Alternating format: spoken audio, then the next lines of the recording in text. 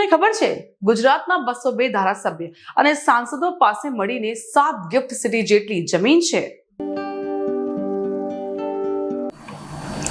Gift city લગભગ 2215 વીઘામાં ફેલાયેલી છે, જ્યારે જનપ્રતિનિધિઓ પાસે કુલ 15000 થી વધુ વીઘા જમીન છે, એટલે કે 7 ગિફ્ટ સિટી જેટલી જમીન।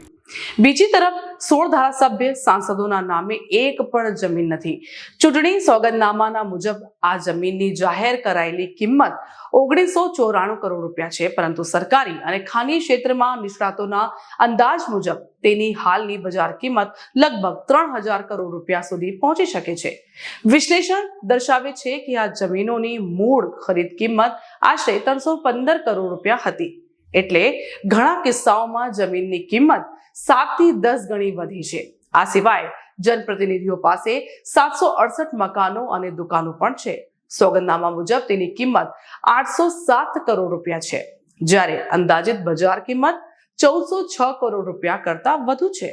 આ વિશ્લેષણ કોઈ મિલકત કાયદેસર કે ગેરકાયદેસર તે અંગે કોઈ દાવો કરતો નથી, પરંતુ તે માત્ર ચૂંટણી સોગંદનામા જાહેર કરાયેલી માહિતીનું વિશ્લેષણ છે।